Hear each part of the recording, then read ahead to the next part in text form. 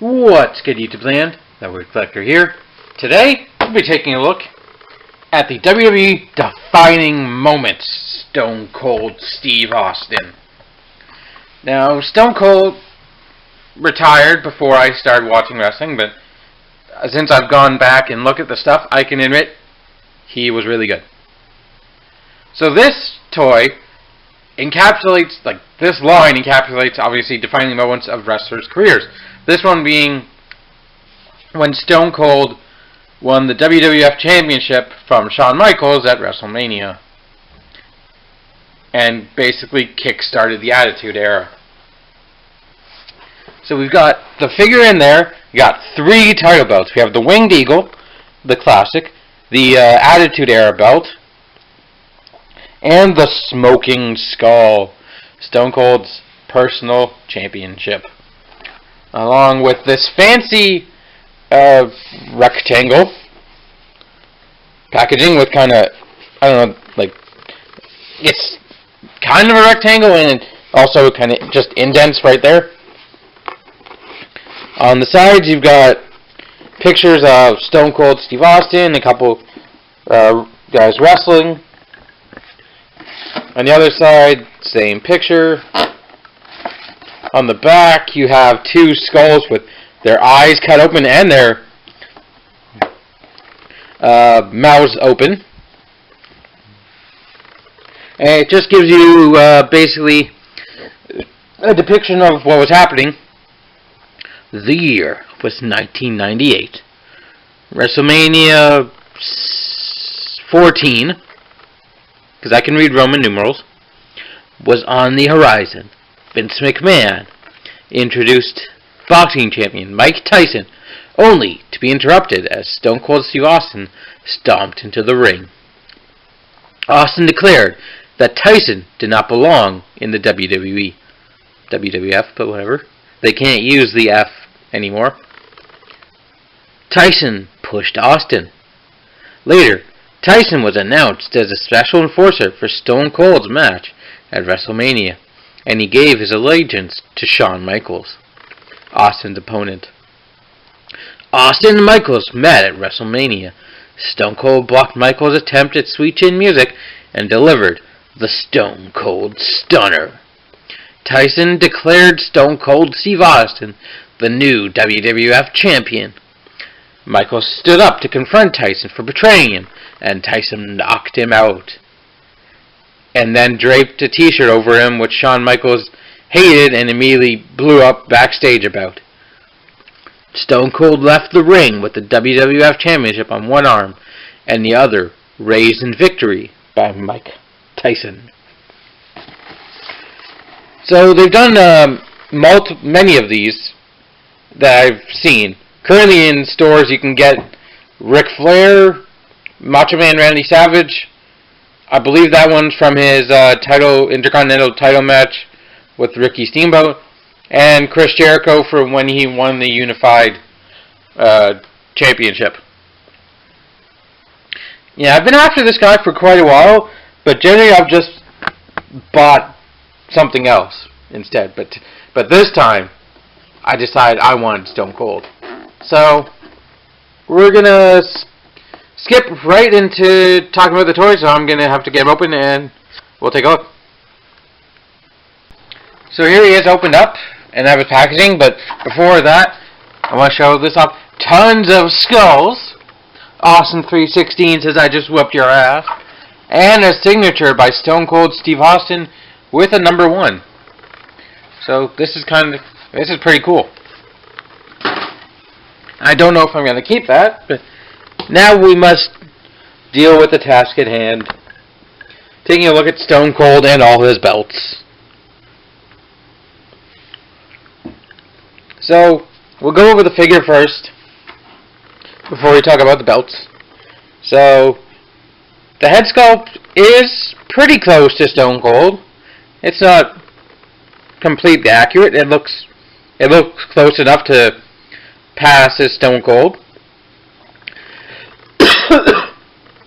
You have his vest here, which he wore different ones constantly. This one he probably wore at WrestleMania 14. Austin, 316 with a metal skull. And Stone Cold on the back with a horrible looking metal skull. You've got his twin knee braces, because his knees were never good. And you've even got his tattoo of Texas with a bull's skeleton head on it, which is cool. Texas in red right there. And that's basically it. He's wearing generic black trunks, generic black knee pads, and generic black wrestling boots, but that is Stone Cold.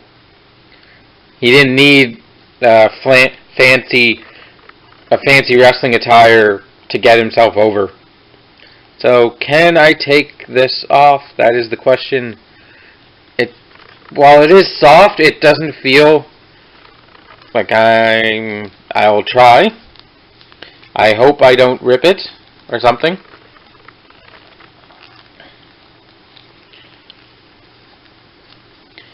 This is kind of... come on. Come on. There we go. Yep. You can take it off if you want Stone Cold to look admittedly kind of weird without his vest on. We'll go over to articulation. Head. Range of motion. Nice range of motion. Doesn't go down much. Goes up a little. Can tilt side to side inquisitively and spin around. Shoulders are on that swivel system to go in and out. 360. Bicep swivel. Nice range, about 90 degrees on the elbow. And hinge and a swivel on the wrist. So basically the standard elite articulation does have a waist swivel, or not swivel, a hinge. So you can go back that far, forward that far. Nice. As I said when I reviewed Finn Balor, that is mostly the reason why I prefer the elite figures over the basic figures, because of improved articulation. Waist can do a swivel. Hips can go forward that much. Back, not at all, due to his butt. And outwards, they can go farther than Finn's. I don't remember if I showed off Finn's outward hip, but he can go that far, and Stone Cold can go that far.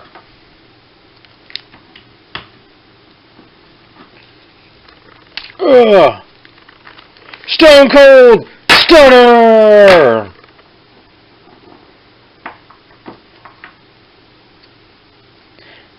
He does have a thigh swivel.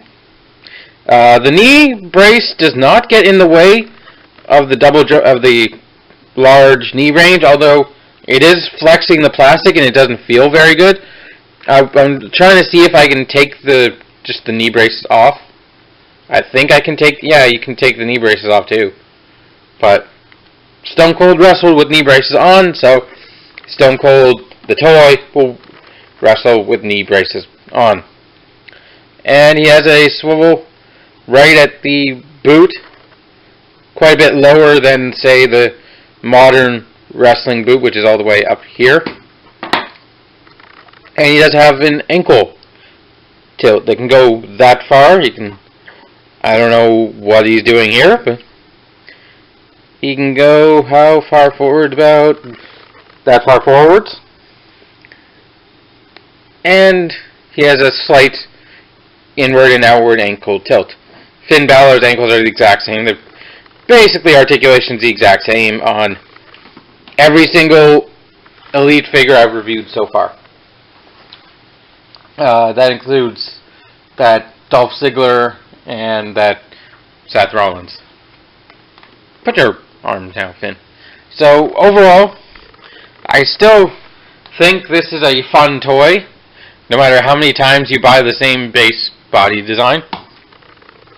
You buy it more for the, in my opinion, I buy them more for the character that they played on TV than how good the toy is. Like, posability is secondary.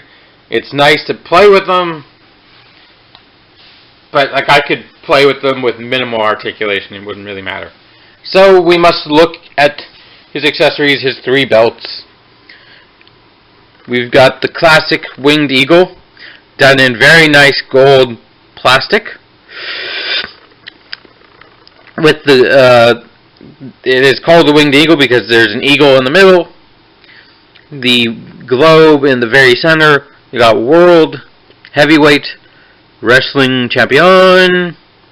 This was an iconic belt from, what, 80s to early 90s, I believe? Something maybe even earlier than the 80s, I don't recall. You got the straps, the side plates, which are iconic with the old school blocky W and guys wrestling.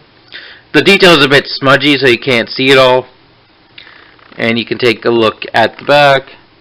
This, I believe this Stone Cold figure maybe came out in 2011. Because only 2 figures currently on shelves at Toys R Us that come with this belt are Stone Cold and the WrestleMania Shawn Michaels. So yeah. Also, this is really nice texture. It's really smooth. I don't know how well you can see that. Then we have the Attitude Era belt. This belt symbolizes like the height of popularity of the WWF and Stone Cold, The Rock, Triple H, guys like that. It's now, whoa, jeez. Instead of just being the eagle, it's the eagle inside of a circle with that with the modern scratch. Not exactly modern anymore, but it used to be modern scratch WWE logo before they switched to this logo. And it just says champion underneath, and the eagle is clutching the globe. And the side plates are guys wrestling. This one has a W on it. It's a logo. And just more dudes wrestling. This one is iconically Stone Cold. Because he didn't hold the winged eagle for very long before adopting the Attitude Era belt, but which for some reason had a blue strap on it when he first got it. And then his personal title, the Smoking Skull Championship. You can already see there's kind of an issue. I'm not sure if this is a wide set problem, but the red W on mine is like scratched up to hell. You can kind of just see that.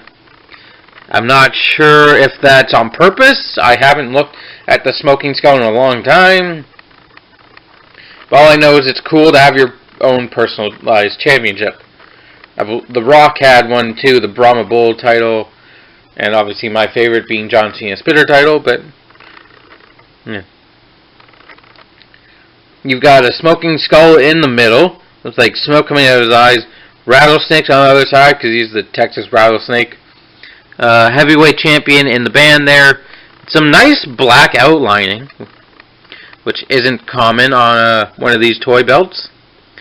And the side plates, I think, are eagles and snakes or something. Or there's one of them. The first set of them have skulls on them, and the second set have the WWE logo on the back. This belt was copyrighted in 2012, which is okay, whatever. I'm actually gonna, let's see if this is possible. I kind of want to wrap all 3, no. You can kind of see this strap is way too thick for this belt. But we can do this. Because these 2 belts are more associated with Stone Cold than the Winged Eagle. Although the Winged Eagle made him a main eventer, these two belts cemented his status as a main event. As the main event, one of them, in the early 90s to, I'd say, early 2000s? Let's put it on him. Let's put it on him. Let's get it on. That didn't sound right.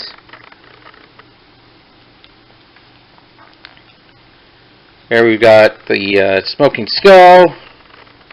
And he can only hold one other belt.